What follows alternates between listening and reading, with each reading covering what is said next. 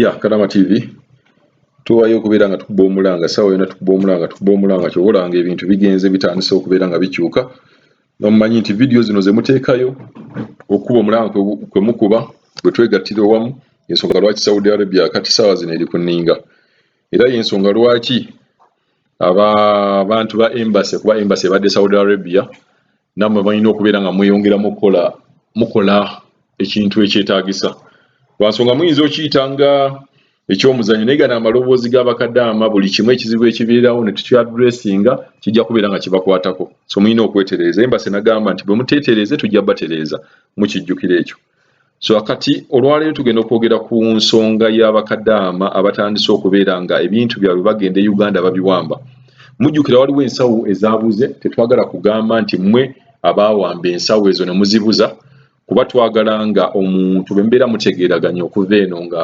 Bakadaama tebanava mu nsi za Buwarabu ne bajja eyo mugendere ku bintu bye muteesezaako mujjukira nabagamba Douglas Villas waliyo obuvuyo bungi Douglas Villas kansuubire si meka hostel oba hotel abaana gye bagenda naye twewuunya lwaki obuvuyo obusinga buva mu Douglas Villas ngenda kukuleetera Kadaama wano ng'agamba nti ebintu byabwe byawambiddwa nga Douglas Villas temuyina buyinza buwamba bintu bya Bakadaama Kadaama agenda okuyingira mu hotel eyo oba hostel eyo mubeera mutegedde sente zasasula bayingira awo ne mubagamba ennaku nnya nga ziweddeko tugenda bateeka mu public facilities olwa sente ze mwali musasudde wajjukira basasula emitwalo 26 so Kadaama bw'olaba ng'ebbanga liriweddeko mugoberewo naye mwabakola akakodyo ne babeeramu ebbanga eryo kati ennaku zaabwe ziweddeko 14 ate mukutte ebintu byabwe nze ngamba nga mmwe tebulina buyinza bukwata bantu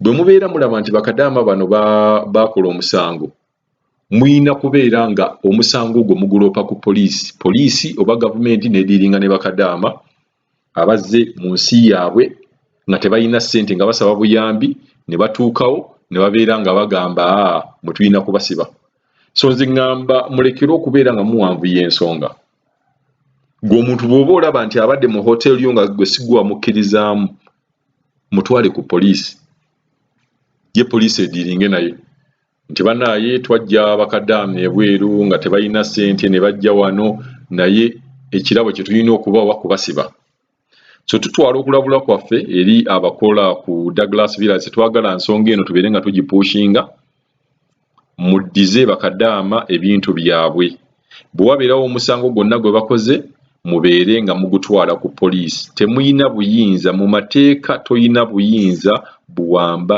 kintu kya muntu so tetwagala mubeere nga mwetankuulira ebintu bye mutaasobole ebintu tubikwata mpola mpola wano nga Kadaama TV naye gye biggweera kiwunzikira waffe twegayiridde nnyo abantu b'e Saudi Embassy nti bannaye muyambe abantu ng'abantu abasinga babitwala ng'ebyomuzannyo naye y'ensonga lwaki gavumenti evuddeyo n'ekwata ku kintu kye Saudi Arabia kampulingire voice note zino eza Bakadaama nga bagamba nti babawambyeko ebintu byabwe lwa nsonga babagamba nti basooke basasule ennaku zino ezibadde ziyitamu nga n'ennaku ezo zennyini tebazibanyonyola endagaano yali nti musasudde emitwalo 26 bwe giggwako nga tubatwala mu public facilities naye ne baba trickinga kati bawambye ebintu byabwe naye mbakubiriza tewali muntu yenna ayina buyinza kukuwamba oba kuwamba bintu byo obuyinza bw'ayina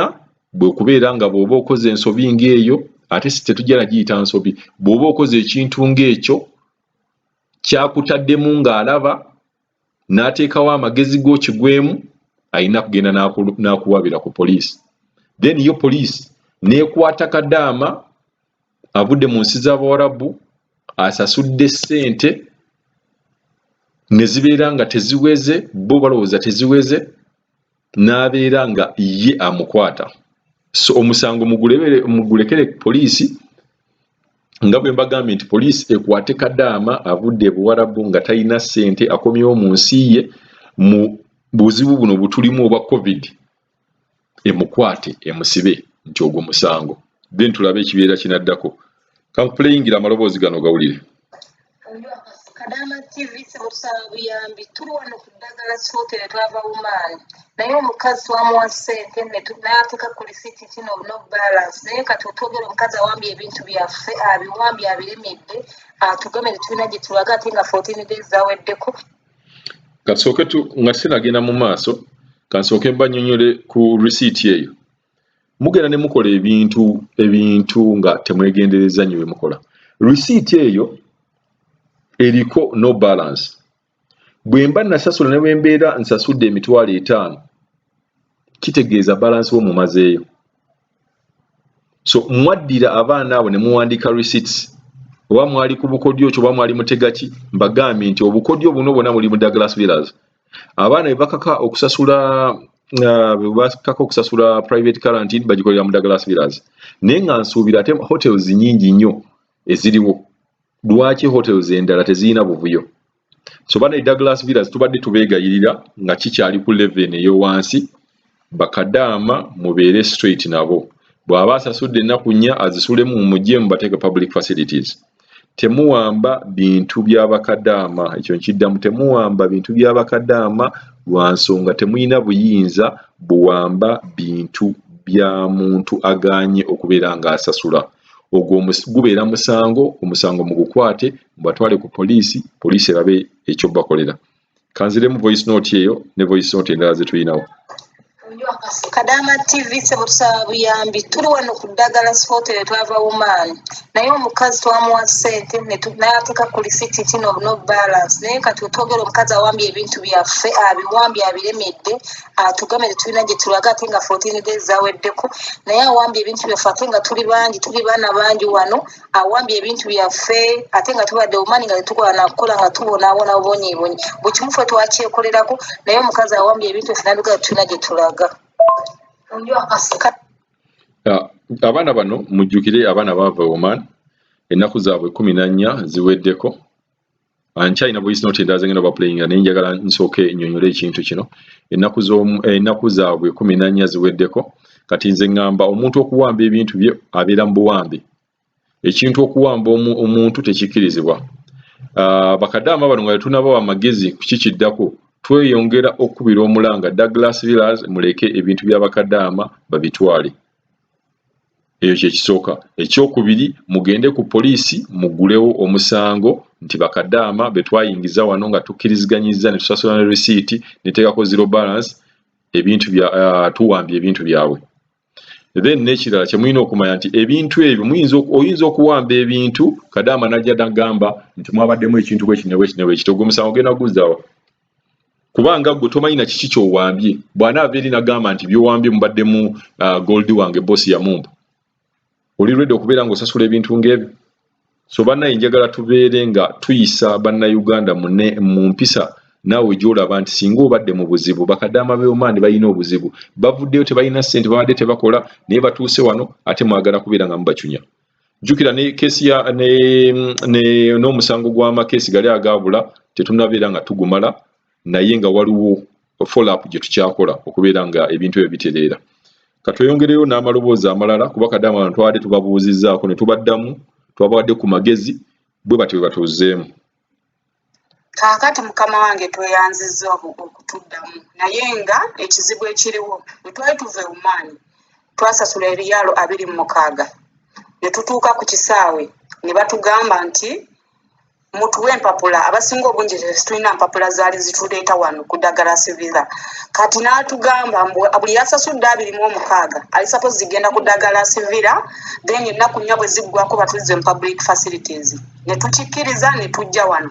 Then we twamalako ennaku 4 teyatunyega ne tuyingira ennaku 7 n'atugamba ayagala balance. Ne tumugamba mukama waffe tetulina balance wabula batayira amagezi batuse mu kifo kya gavumenti. N'asooka n'agaana. Bwe yaleeta emmotoka n'agamba oke mulinye naye ensawo zonna temukola ki temuzitwala okuggyako nga mufunyeyo akasente ke munnyongera. Ne twekubakuba twamwongera emitwalo 10. Essaawa ya leero ennaku 14 ziweddeko atugamba ayagala balance eyasigalayo naye nga ne risiiti ze yatuwa teyatuteerako balance.